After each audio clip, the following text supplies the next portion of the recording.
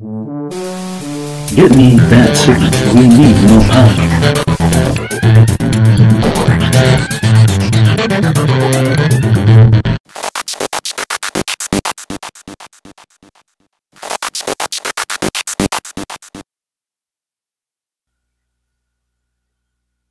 Cardinal, I demand to know the status of this kingdom's expansion, which I personally placed you in charge of 6 months ago, to your assurances that we would be able to earn more gold than I could ever dream.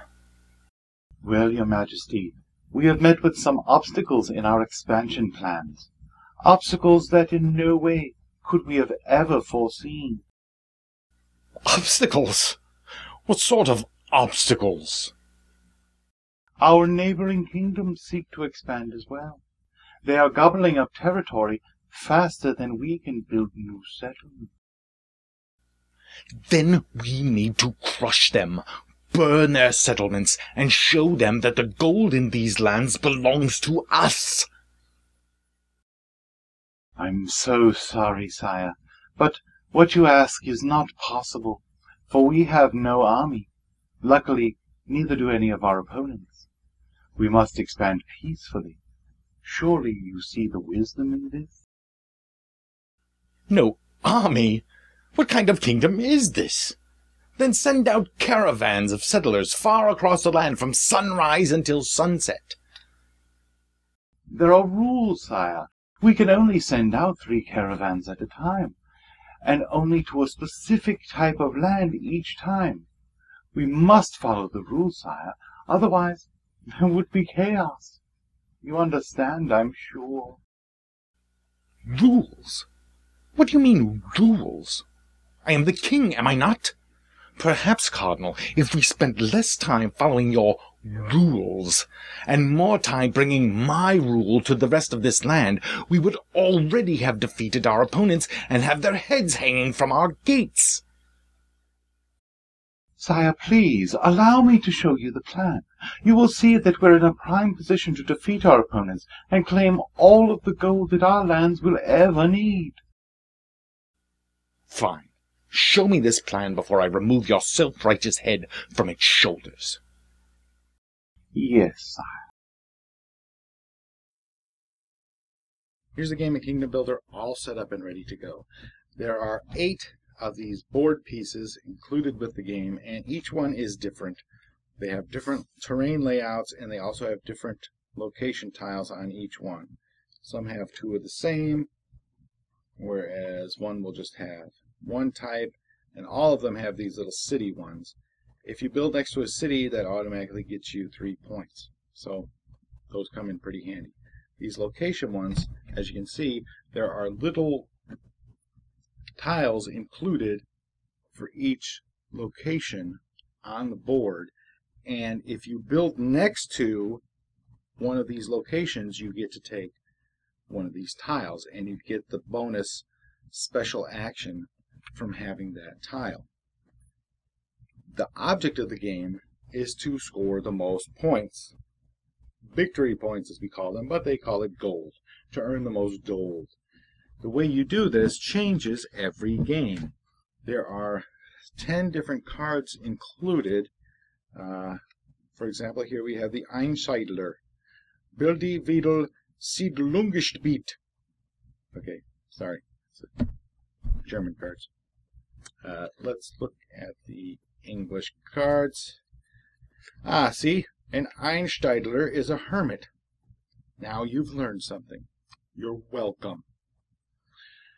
Every game, you're going to randomly flip up 3 of these cards, and they are going to determine what the scoring rules are for that game. So let's say, Lords, build the most settlements in each sector.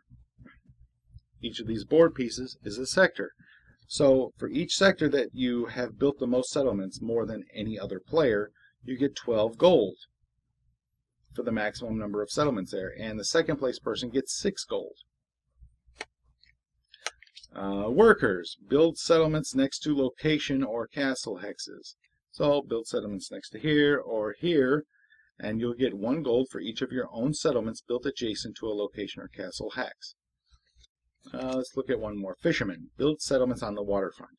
1 gold for each of your own settlements built adjacent to one or more water hexes. And these cards that get laid out across the top of the board so everyone can see them. And what's going to happen is you're going to play through the game, placing all your settlements one by one. And at the end of the game, everyone is going to look at these scoring cards, figure out how many points they got based on where their settlements are at on the board, and the person with the most points at the end wins. Conveniently, the back of every board has this little score chart, and you use your little token to track your score at the end of the game. Everyone figures their own out, and then you say, "No, you cheated!" And then chaos ensues until everybody recalculates to make sure that the winner actually won. Everybody gets 40 of these little houses in their own player color. And at the beginning of the game, you determine who is going to go first, and they get this little first player token. Boop. And a turn is very simple. I should mention, first of all, that everybody gets one of these terrain cards. These are the main thing in the game. These are going to determine where you can actually build on your turn. And there is one type for each type of terrain on the board, except for mountains and water. For example, here's canyons, here's wildflowers, here is forest, grasslands, then there's desert. Those are the main types. And everybody only gets one of these cards at the beginning of the game. You only get one per turn. So let's say it's Orange's turn. He flips up his card. He has a grasslands. So now he has to place, he takes 3 of his settlements. This is mandatory, and he has to place them on a grasslands. If he has settlements already on the board, he has to try to build next to those first. But if he doesn't, he can pretty much place them anywhere. So he decides he's going to place them right here next to this fancy location tile, and he's going to take this. This is the Oracle tile. That is a special action tile, and the second half of your turn is using your special action tiles. Well, what is this one going to do for him? Build 1 settlement on a hex of the same terrain type as your played terrain card. Build adjacent if possible. So what this would have meant is if on his next turn he can place his regular 3 settlements and then place an extra settlement. This gets to be important because the first person to run out of settlements, the game is over. You just finish the round that you're in, and once that round ends, the whole game's over and you start scoring. So if some people are placing 4 or 5 or 6 settlements every turn and people are still placing only their 3, they're going to lose out. They're going to have leftover settlements and not score as much. Each of these little location tiles does something different. For example, that one up there, the tavern. Build 1 settlement at the end of a line of at least 3 of your own settlements. So if you got 3 settlements in a row, you get to place an extra one right at the end. Regardless of what type of terrain it is, it doesn't have to match your card or anything. You just get to place one, extra one. That comes in handy if you're trying to build a straight line of settlements across the board. Actually, it comes in really handy for that. And there's all different types, and they're all explained very simply in the rules. They also have explanations for the Kingdom Builder cards, a little additional info on each one. I really thought the rules were pretty easy to understand. It's a fairly simple game. Once you place your 3, if you have no extra special actions, your turn is done.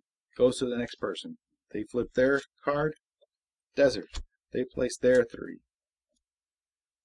And again, this is the first turn. There's nobody on the board, so they get to pretty much place anywhere.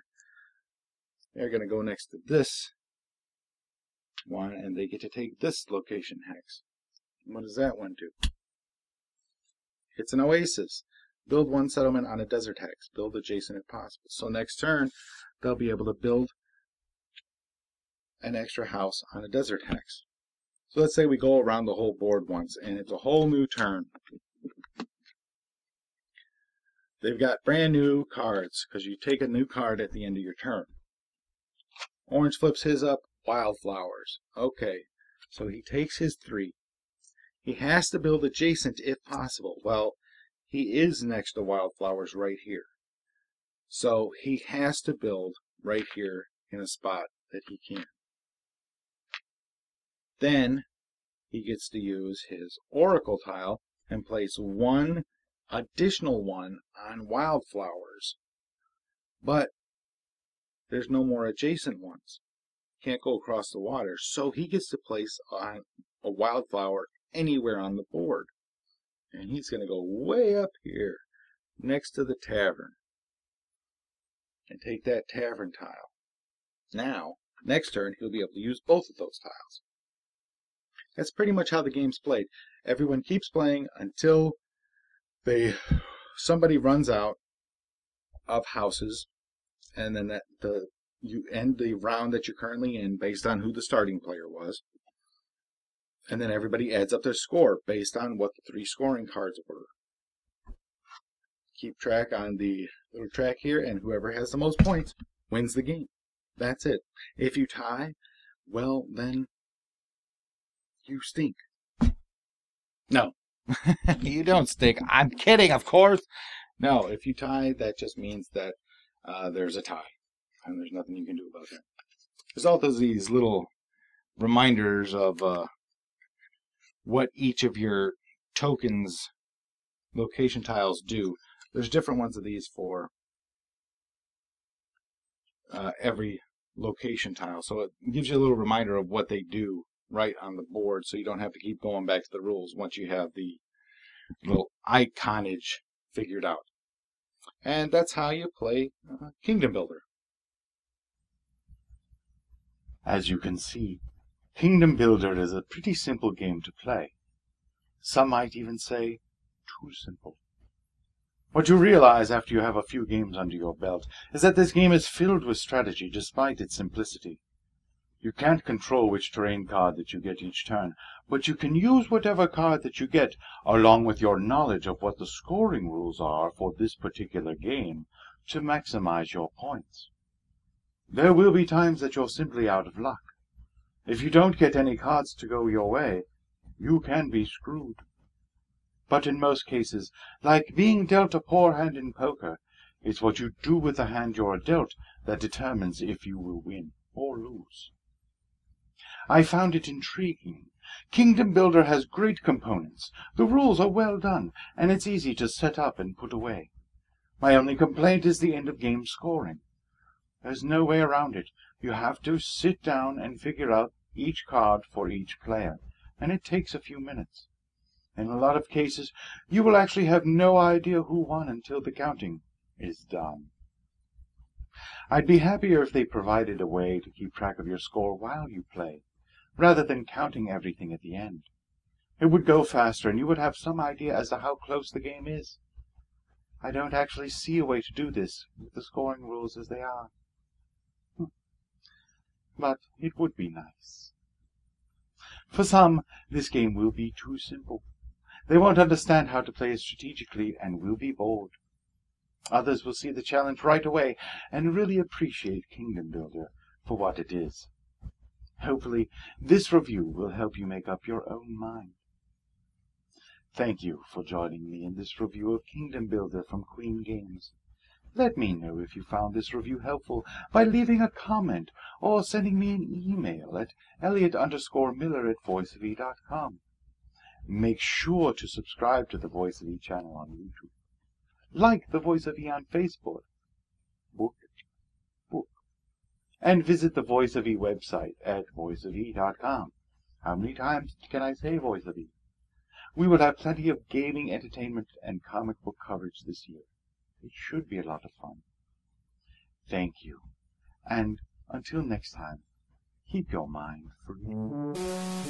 Get me that signal. We need more power.